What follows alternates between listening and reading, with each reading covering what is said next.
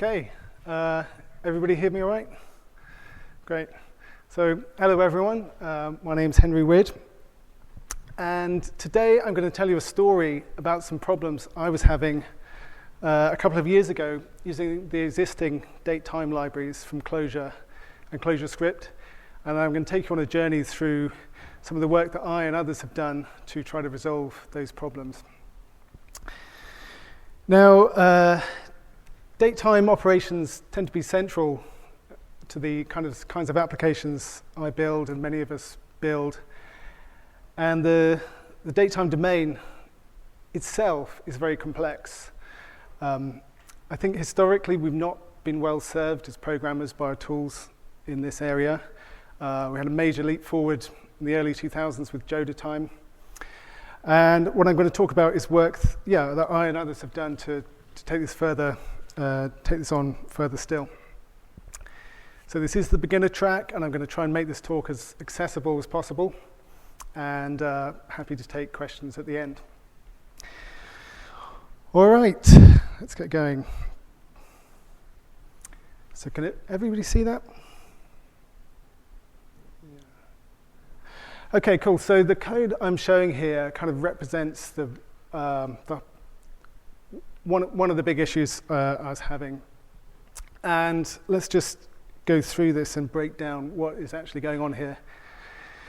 So this is a cljc file that I'm going to compile to Clojure and Clojure script targets.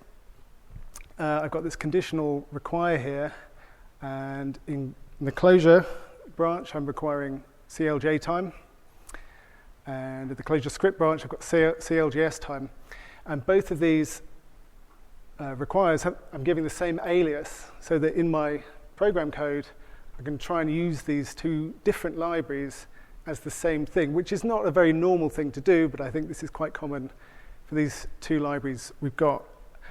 cljtime is ubiquitous in Clojure land. It's been around since the early days, and it's really good. It sits on top of JodaTime. And JodaTime is made up of a number of DateTime entities for representing different aspects of dates and times that we need. And the objects in that domain are all values, right? Immutable. So cljtime's good. Okay, cljs-time, on the other hand, so it's clearly a different library, as you can see, and it aims for parity with cljtime, but it's not exactly the same, and there's some features you may or may not hit, like working with time zones. Time zones are not well supported. Some local date stuff is not there, but there's mostly for a lot of use cases this is fine. But unlike cljtime sitting on JodaTime, behind cljs-time is the goog.date library from Google Clojure. And the only entity sitting underneath the goog.date object is the platform date, JavaScript date. Okay, now they're mutable, these platform dates, but that's not usually a problem for me. I mean, I'm not changing those, and the libraries I'm using are not changing those, so mostly that's not the issue. But this platform date object, so what is it? Well, it's not anything any normal person would call a date. It actually represents a point on the timeline in millisecond precision. And if that's the tool that fits your need, that's absolutely great. But you can see here I'm calling this today function, and that is supposed to return me a calendar date, what is called a local date in the parlance of JodaTime. And a local date, just to be clear, so that's something with a year, a month, and a day field. No other fields. And so this is one of the bugs I encountered here. I'm saying before, and then two calls to today, and that was returning true. And that's sort of nice and obvious if you happen to have typed that in, but in a program at scale, these bugs can be very subtle and difficult to find. And why was that bug there? Well, it's there because I'm trying to represent a calendar date I'm trying to model a calendar date with something that's in millisecond precision. And clearly there's a clash there and it's not right. And so this and other related bugs I found I fixed in CLJS-Time. You can imagine the fixes weren't pretty. They're all about carefully setting the number of milliseconds so that things are going to work nicely. But I want to be clear, I mean, I'm not disparaging CLJS-Time, right? It was a very pragmatic decision to base it on Google.date. The author has always stated that he'd rather put it on a firmer footing. And I think a lot of businesses have gone a long way using CLJS-Time. So hats off to the author. I think it's good, but I think we can do better. Okay, so before I go on to talk about what I did next, there's something else I want to look at here, and that is why would I be doing this?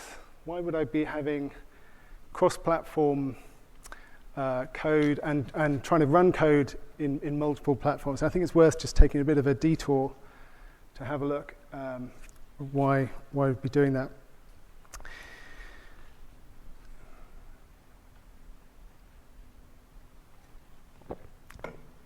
So, kind of apps I write tend to be dominated by domain complexity, business complexity. I mean, sometimes I've got like scaling issues, but mostly it's business complexity. The apps tend to involve at least one server and at least one client. The clients, by default, generally browsers, could be mobile apps. And the servers, if I have the choice, will be JVM. So that's why we've got multiple platforms. And then thinking about what kind of code we would want to run in two places. Well, I mean, if you just take a very simple example of a basic CRUD app. So the server is going to do some validation, and ideally the client will do as much of the same validation as well to give a kind of responsive feel to the application. That's quite a simple case.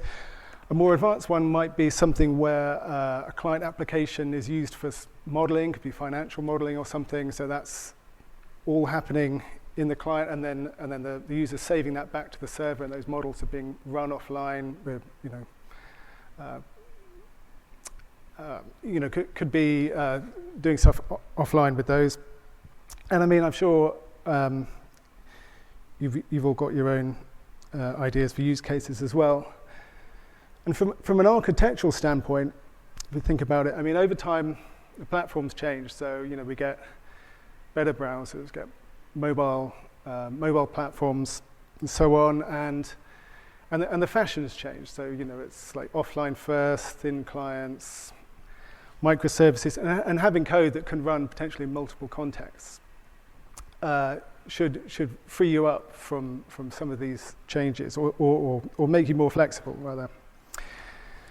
And then from a testing standpoint, if you've got an app that has some non-trivial interaction between a server and a client, testing that typically is a bit of a pain. You've got to bring up separate processes and make them work in your test. But if you can run all the code that's going to be involved in an interaction in a single process, because it happens to be cross-platform, you can get a long way with those tests. I mean, you're still going to need real integration tests, but hopefully you can get away with less of those. So that's why cross-platform. But let's be a bit more specific about the kind of code that I'm thinking of when I'm saying cross-platform. So in Rich Hickey's keynote at the Clojure a couple of years ago, he was making this point about the distinction between what he was calling logic code and information processing code. As I like to call them, the brains, the decision-making code, and the plumbing. And the point Rich was making was that there tends to be a lot more plumbing than brains, which may be true enough, but basically the brains code, the decision code, your business logic, that's really the star of the show, and everything else is there to support it. And when I open a code base, I want to be able to clearly see what that code is. And it's kind of special in that way. And we have in Clojure naming conventions for this. And all that decision code, to be clear, is what I'm talking about there is going to be pure functions. So core async is out, manifold, any other kind of side affecting processing stuff is out. I'm just thinking of pure functions that that have your business logic. So my contention is could you make all your business logic cross-platform by default? Now, before we think about the sort of the implementation details, that what benefits might we get there? Well, clearly, if we did this is going to be a kind of constraint we're putting on ourselves. But I think it's a good constraint because it's hard to do. It kind of constrains you or pushes you in a way more towards writing pure functions in this case. And I've got to say, a lot of the Clojure code I see in the world is not like as pure as it could be. You know, with Clojure we get our data structures, immutable data structures for free, and a great set of functions for working with those.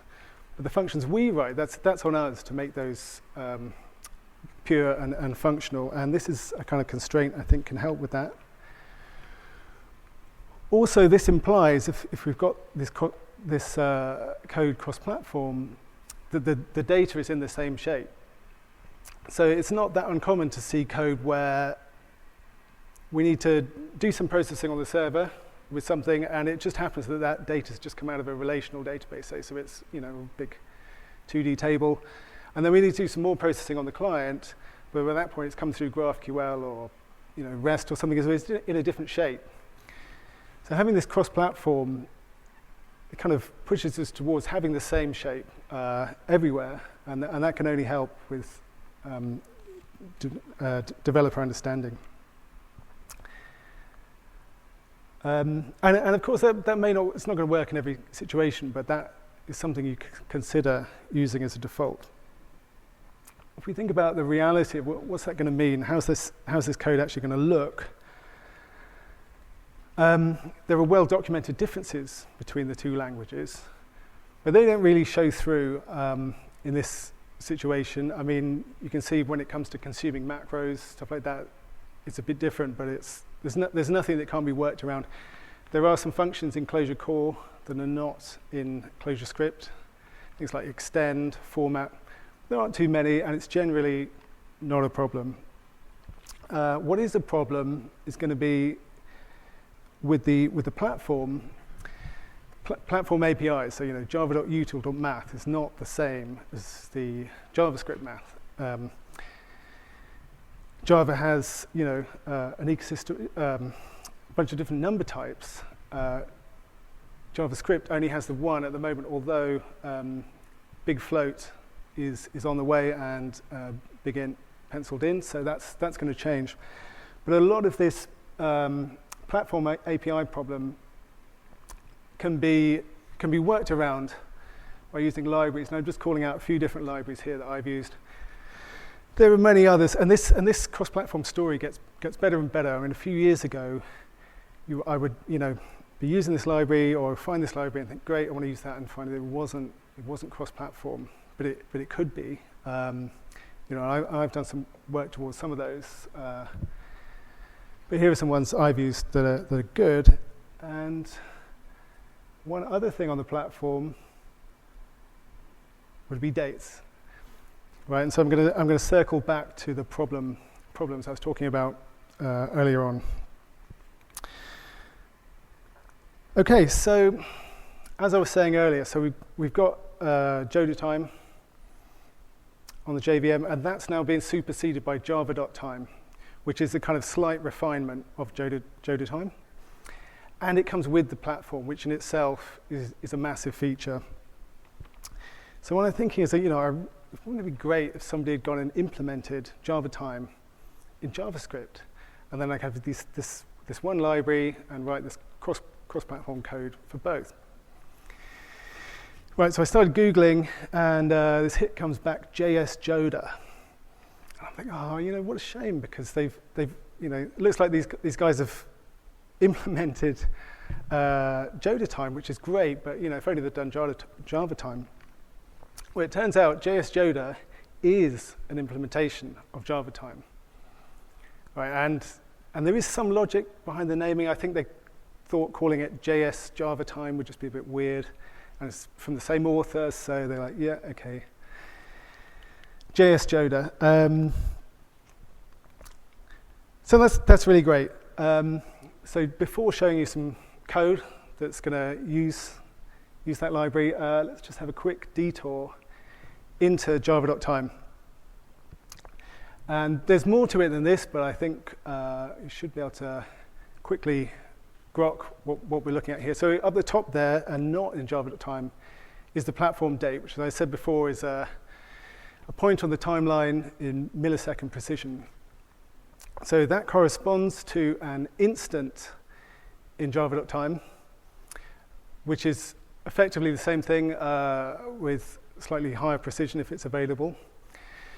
And that's what they refer to in java.time as machine time. It's a nice, simple view of time where we're just ever incrementing a number. But you can't do a lot with an instant. I mean, you can compare it to other instants. You can, maybe add some milliseconds or something. To do sort of interesting stuff involving calendars, if you have one of those, you can add a zone and make a zone date time. So that's the next thing down. So this again represents a point on the timeline, but a point in the timeline in a specific zone. Okay, and that is kind of composed of and can be decomposed to these are the various entities which are in themselves useful, and local date is something I go to an awful lot. It's just the right level of precision for so many use cases for me. And no more. And if it had more information, if it had a time component, if it had a zone component or something, that's only going to be a source of bugs. So you can pick the right tool for the right job here, the right tool for the job. Now I should say JS-Joda is a class for class, method for method copy of java.time. It's not 100% complete, so it's probably 99% done. And I've done a few pull requests to add some stuff that was missing. There's still a few more things. So for example, there's an entity offset time, which is like a local time, so just time on its own, but with an offset. So minus 5 hours would be, like modeling the zone we're in currently. So the authors are happy to accept pull requests for anything that's missing that you need, but I think at the minute they think they've done enough, and will not be doing any more. But it's not really been an issue for me, but it's just something you need to be aware of. Okay, so let's look at some code. So we've got our libraries, really happy now. How does the code look? It looks terrible. It looks terrible to me. It just looks like a mess. But let's don't all leave just yet. I'm gonna talk through this, and I think it's worth understanding, because we can fix stuff with wrappers later, but worth understanding what basically is going on here. So we've got a conditional require, and in the Clojure script branch, I'm requiring from the java.time namespace. So that's coming from a library I've written, cljs.javatime, which is providing the JS-Joda libraries and puts them in namespaces which correspond to their JVM, the JVM version of that. cljs.javatime also implements Clojure scripts, hashing, equivalence, and comparison protocols. So you can see down here we're using the equals method. That's going to work. And there's also externs coming from that. So that's all available. Point 2, so that's just your standard Clojure import of Java. Now 3 here will probably look a bit weird to most of you, what we're doing is we're calling this static method, a static method in Java on this local date class in Java. And normally in Clojure, this would be like local date / parse. But that doesn't work in Clojure script. So what we're doing here is using what's called the dot special form. There's a special form in Clojure. It's always been there. You really only would use it if you're doing interop code from macros. But it happens to be something that's going to work in this case because JavaScript doesn't have classes and we can't do the usual static method syntax. Point 4, you can see what it's printed out here is a tag literal. So this comes from another library that I've written called time literals, and it's cross-platform, and there's literals for every entity in the Java time domain.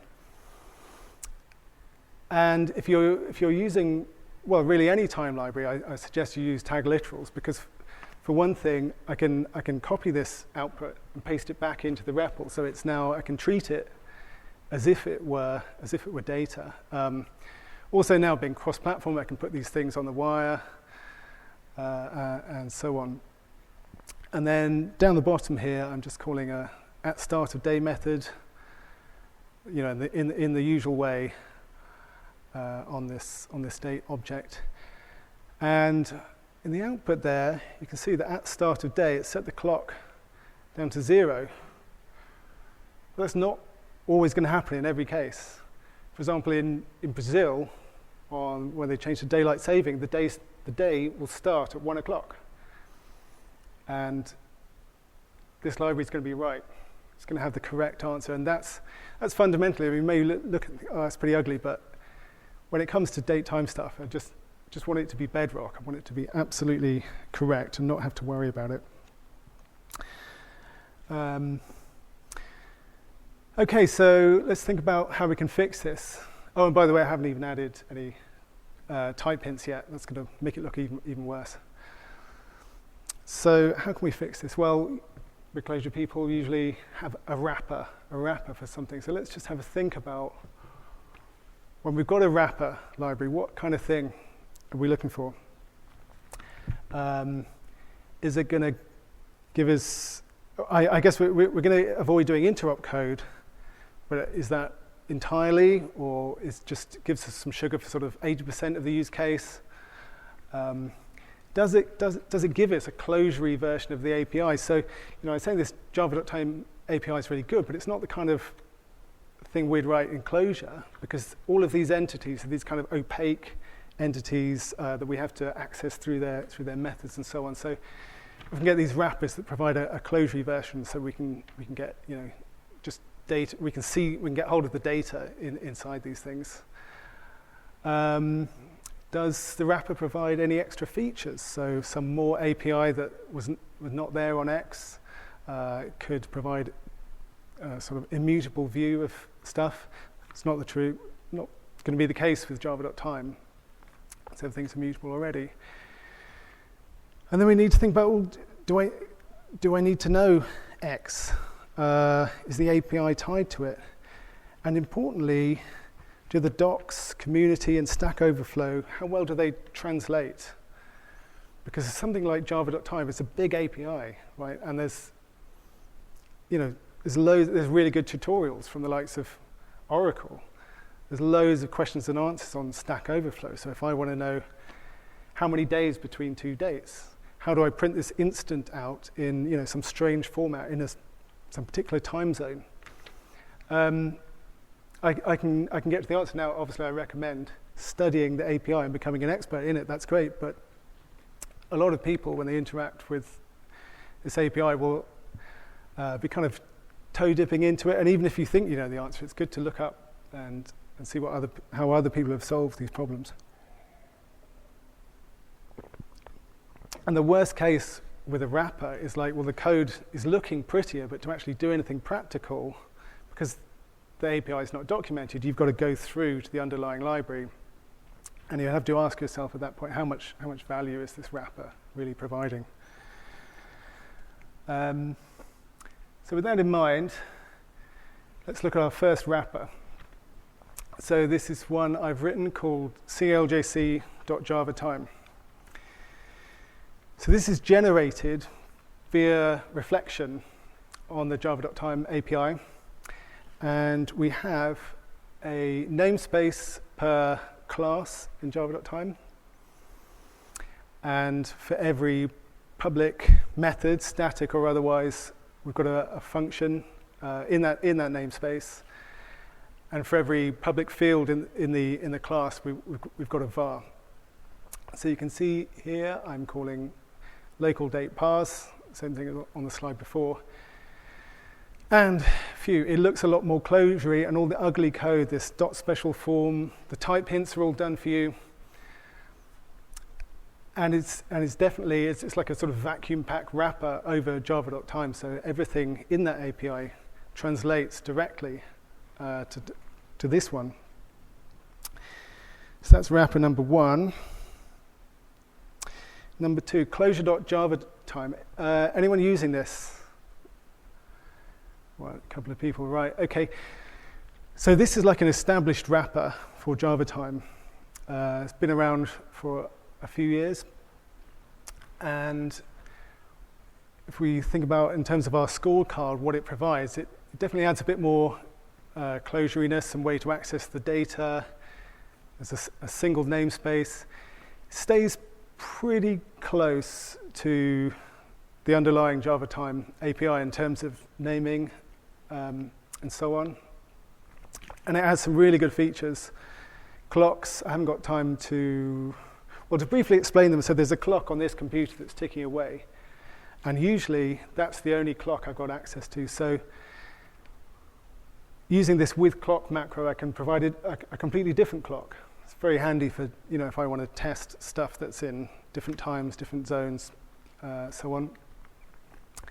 And clocks is a feature of JavaTime, but this with clock macro is really sort of exposing the power of that. And it provides conversions to and from these various other legacy date types. But this is JVM only. And I did put some effort towards making this cross-platform. The implementation is good, but it's kind of what I would call JVM Clojure. So there's a lot of use of reified vars, Clojure.core extend, which doesn't exist in ClojureScript,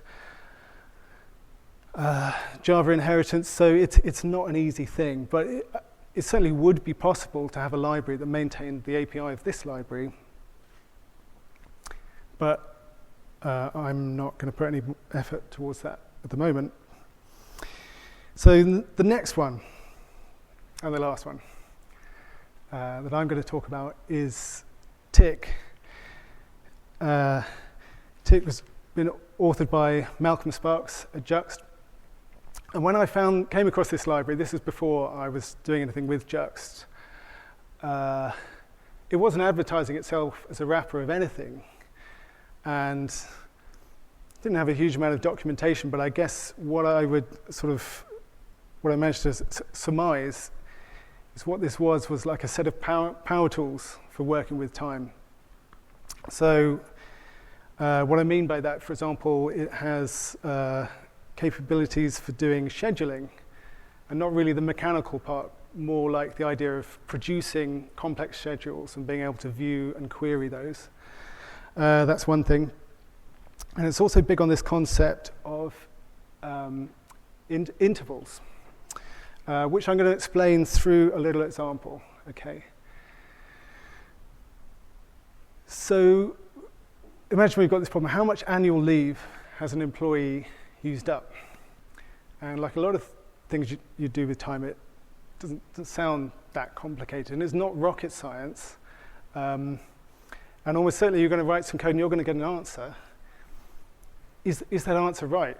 It's often hard to know, and if you have to hand crank answers to work out if your code's right, this can be tricky. But if we think about what we need to know to answer this, so what periods of time has the employee been out of the office? We need to get hold of some kind of relevant public holiday calendar, because they could be away on a holiday and there are public holidays in those periods. and the annual leave allowance, start and end, that kind of thing. And let's see how we'd solve some of this with tick. Now, there's quite a lot going on here, but one thing really stands out is that this is a very declarative solution, and that's absolutely what I want when I'm working with any kind of complicated problem. To give some basic idea, so tick has this concept of intervals. Now, an interval is a period of time attached to the timeline. And that's not unique to tick. CLJTime had it. There's a kind of add-on for JavaTime that has intervals. But with tick, it's like intervals on steroids, basically. So the first thing we've got here is working out the set of working days in the period we're interested in. And we can use this difference function, operating on intervals, but analogous to the Clojure.set difference. So the difference between this whole time span and the weekends and the public holidays. Then we're going to get our answer holidays by year. So the intersection between all of the working days and when the employee's away, it's going to be when they're away, and then we're going to group that up by year. So we've got, so we know, let's assume their holiday allowance starts and ends on a calendar year. So that's just a flavor of the kind of thing you can do with intervals in tick. So, but since then, tick has grown into a kind of fully fledged, more like traditional wrapper as well, and we've borrowed quite a few good ideas from Clojure.JavaTime. And let's see, a few more points.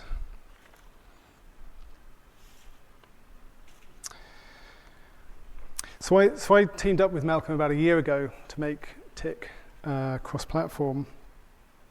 And in terms of all the libraries I've described today, this one is what I call batteries included. So it already depends on the time literals that I showed you. It also depends on various JS-Joda add-on libraries that you might need using from Clojure script. It's got really good documentation. And let's see if I can show you some of the documentation. Okay, so this is pretty cool, taking advantage of the fact that it runs in Clojure script to make it interactive documentation.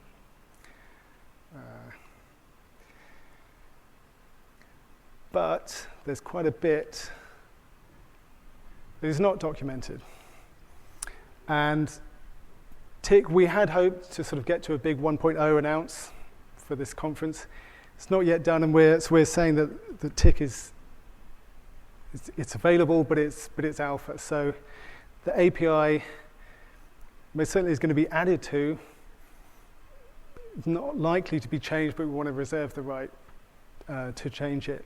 Now, I mean, tick is in use in production on a number of Juxt projects and has been for some while, but we welcome feedback, but it is alpha. Okay, then, so let's just recap. We've seen a lot of different libraries. So tick, we've just talked about cljc. cljc.JavaTime was the kind of vacuum-packed wrapper over the JavaTime library.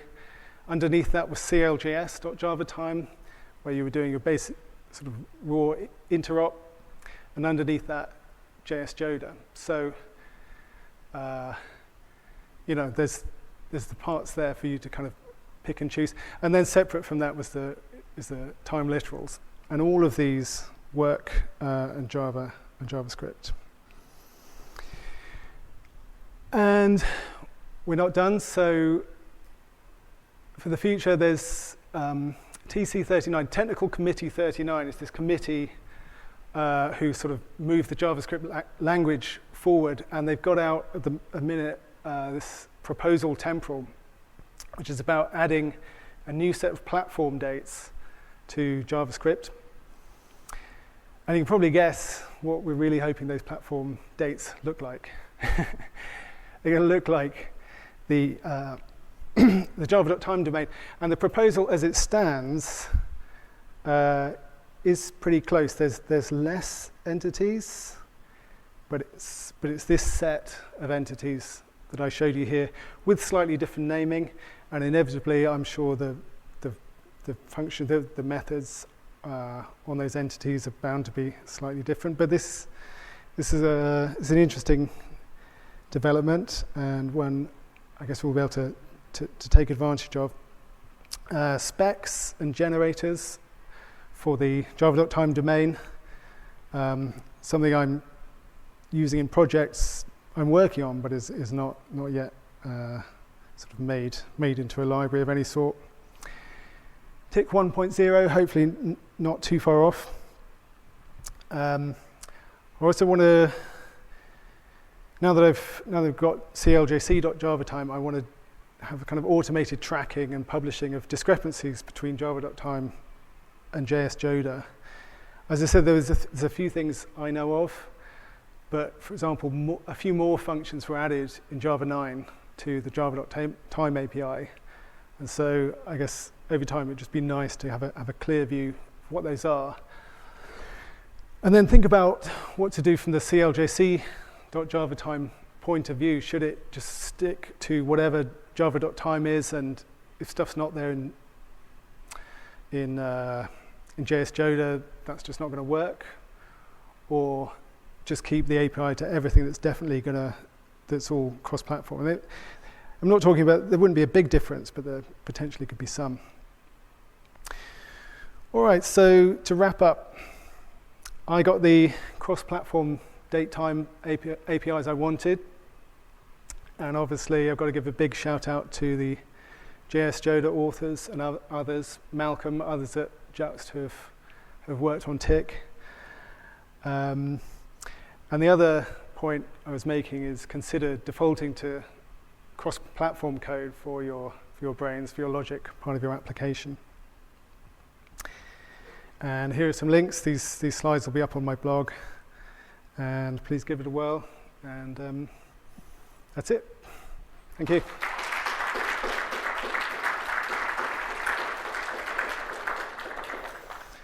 All right, so happy to take any questions. If you want to come up to the mic.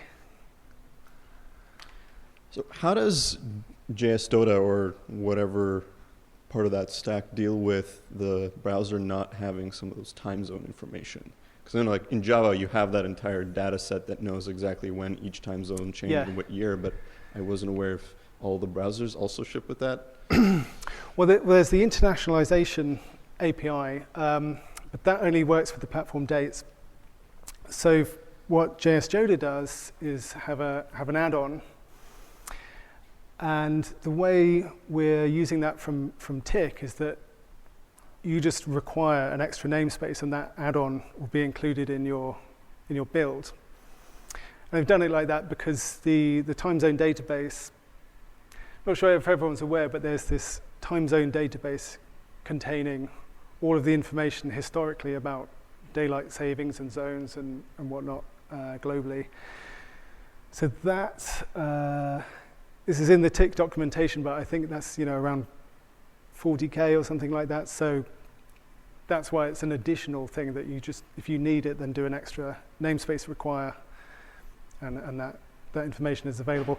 And the same thing for the locale. So if you want to print out a date in DD, MMM, whatever, you need locale data for that. So Tick is relying on, or it's depending on a locale add-on for the EN US locale. But if you've got other locales, then you can just however you consume NPM libraries through Shadow or cljs, just get hold of the relevant locale package for what you need, and you'll be able to depend on it and use it. If you don't include like the time zone namespace, can you still do things in the local platform time? Yes, and yeah, and you can still call this this function like system default zone or something to get hold of, but that's the only zone you've got access to. Yeah, but everything else works.